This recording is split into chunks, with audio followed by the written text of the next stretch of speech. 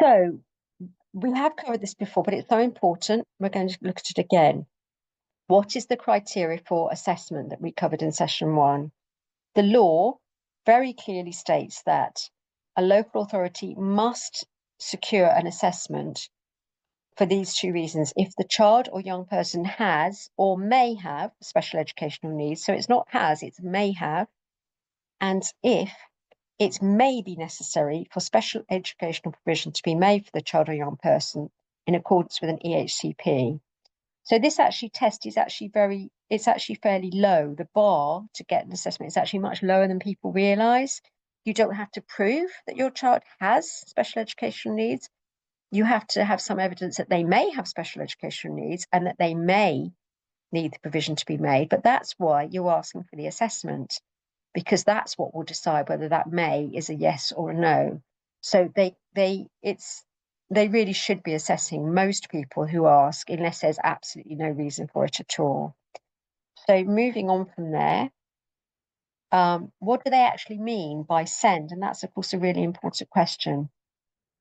The legal definition of SEND is whether a child or young person has significantly greater difficulty in learning or completing their education and training than the majority of others without SEND of the same age. And that's actually really important to know. There's a lot of things that it isn't, but that is. And I think for anyone who has a child with a vision impairment, certainly if your child is registered either sight impaired or severely sight impaired, and of course that's both with and without other additional needs, I would argue that they would quite likely have greater difficulty in learning or completing their learning and training than children who don't have that particular disability. So I think for a local authority to not assess a child with a vision impairment would be, I'd like to say it would be unusual, but a lot of local authorities are just refusing all assessment requests. They're just saying no to everybody because they can't afford it at the moment. If you challenge it, you've got a very good chance of at least getting the assessment. Very good chance indeed. This is things that are not legal practice, blanket policies. We don't assess anybody, for instance. And we hear that. I had a family just in one of my smaller local authorities just say, oh, they're not doing EHCPs anymore. They are not legally allowed to say, we don't do EHCPs anymore. I've heard it so many times. Oh, they don't do them anymore. There is no such thing as we don't do them anymore. They are not allowed to not do them. There is a law that states they must assess if the child meets the criteria we've just looked at. Another thing which is not legal, only assessing children who are behind in their education. Absolutely not. Please don't ever accept that as a reason for your child not to be assessed. It's nothing to do with whether they're behind. They could be the cleverest child in the entire school, but if they're blind or partially sighted, they will still need that extra help to enable them to stay that clever. And some of them are doing really well because their parents are helping at home a lot, as I'm sure most of you are. You also hear, I've heard, I've heard heads of sensory support. So, well, no, heads of service of local authorities say there's no point us assessing because we can't finance the support. That is not a reason for not assessing, and they are not allowed to use that as a reason not to assess. And as I've said before, not assessing at all. These are not legal practices, and don't accept any of them as arguments at all. What do they give? These are the common reasons that if you apply for an assessment that they say they're not going to assess. They say that the child or young person's needs are not considered severe enough to warrant an EHCP. Their needs can be met with existing resources in the school or college. They do not require special educational provision that's beyond what's normally available.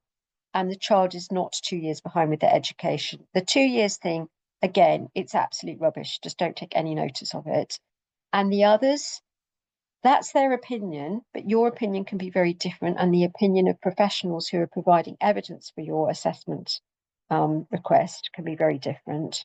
And none of those are reasons that you shouldn't challenge. Whatever, if they say any one of those, you should challenge the thing of not assessing. It's really important.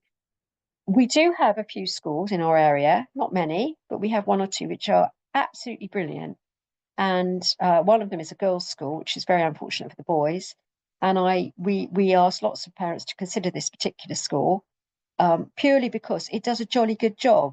They don't have any extra funding. They don't have anything extra. They don't have a VI unit or base. They just happen to do a really good job. So arguably, the local authority could say, well, they could go to X school and they'll be fine there, so they don't need an EHCP. The EHCP is not there because the school is or isn't good. If that child was suddenly to have to move to a different part of our area and move school, what would happen? The EHCP is for the child, not the school. And I think it's worth remembering that. We have some schools that are certainly better than others, and we have others which are not so good. If you live in a very built up area, you may have a good choice of schools. If you live in a rural area, we live in a very rural area. We only had one school in our catchment, and it was dreadful. So the EHCP is there for your child, not for the school, and all of these are challengeable decisions. So the criteria for issuing the EHCP is also worth looking at. Generally, if you've been assessed, there's a very high chance of them getting an EHCP. So, sorry, So these are the reasons given for refusing to issue an EHCP, not to assess. I apologise.